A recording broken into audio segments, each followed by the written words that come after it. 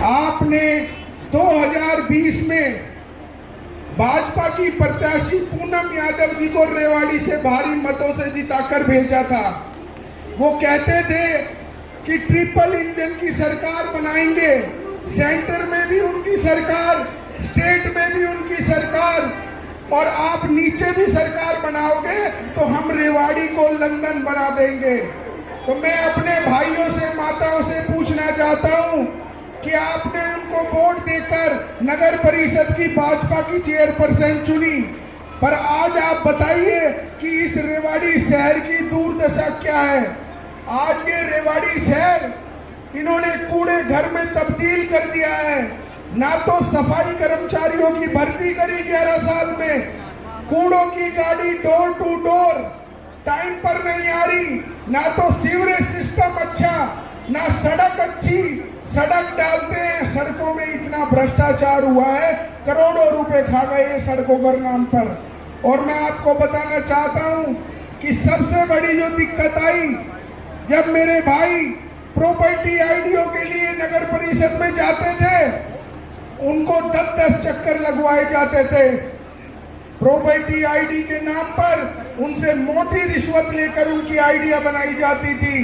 तो मैं आपसे ये कहने आया हूं कि जब आप 5 साल दुखी रहे, ये भाजपा के नेता एक बार भी आपके पास नहीं आए कि आपका हाल चाल पूछने आए, परंतु आज जैसे ही चुनाव डिक्लेयर हुआ, हवा इनकी खराब है, मैं बता रहा हूं आपको।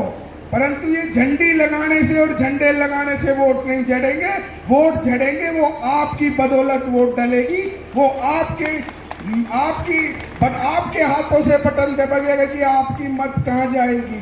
मैं आपको ये बताना चाहता हूं, ये कहते हैं कि 100 करोड़ रुपए का हमने 5 साल में काम करा, परंतु आप देखिए कि रेवाड़ी की आज हालात क्या हो गई हैं। जिस बस स्टैंड से हम आ रहे हैं, जाल टूटे पड़े हैं। स्टेशन की हालात देखिए, जब स्टेशन वाले रोड से आते हैं, इन्होंने नगर परिषद ने कमेटी से लेकर जो वोकल गेट तक का रोड बनाया, मेरे व्यापारी भाइयों की आंखों में आंसू निकाल दिए, परंतु कोई सुनने के लिए भाजपा का नेता नहीं आया। आपसे मैं कहना चाहता हूं, हमने आवाज उठाई, अगर रेवाड़ी नगर परिषद में सबसे ज्यादा अगर कोई 31 पार्षदों ने लड़ाई लड़ी है इस रेवाड़ी की जनता की, वो आपके भाई और आपके बेटे ने, प्रवीण चौधरी ने रोड पर उतर के आपकी लड़ाई लड़ने का काम करा है।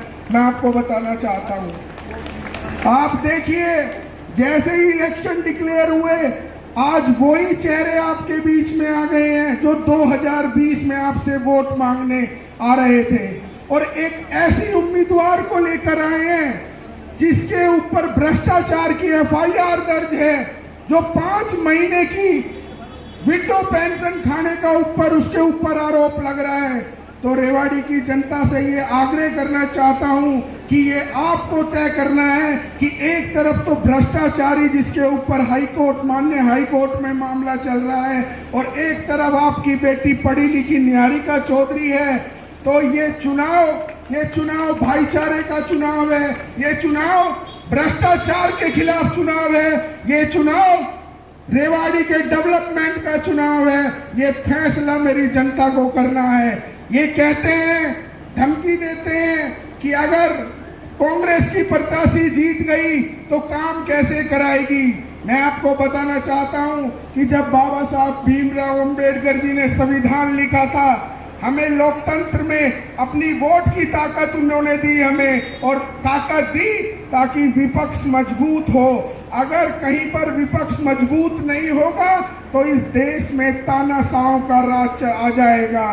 तो अब ये आपको तय करना है कि आपको विपक्ष मजबूत करना है या तानाशाह राज लाना है, ये आपके ऊपर मैं कहना चाहता हूं। परंतु मैं आपको ये बताना चाहता हूं कि नगर परिषद का अपना एक अलग फंड है, 2% तो स्टैंप ड्यूटी आती है, और नो ड्यूज जब लेते हो तो लाखों रुपए जमा करा के नगर परिषद से लेते हो। आज भी नगर परिषद में 5 से 7 करोड़ रुपए फंड है। तो भाइयों बहनों, मेरी माताओं, इनके बहकावे में आने की जरूरत नहीं है। आपके बेटे ने 2020 में, मेरी माता जी यहाँ हीरो देवी बैठी हैं आपके बीच में, 4 बार वार्ड नंबर 3 से लगातार पार्षद रही है, 4 बार। आप बताइए, एक बार इनसे पहले मेरे ताऊ जी पार्षद रहे हैं और एक 2020 में आपका बेटा परवीन चौधरी इसी विनीता पीपल की जमानत जब्त करके 2020 में पार्षद चुन के आया था।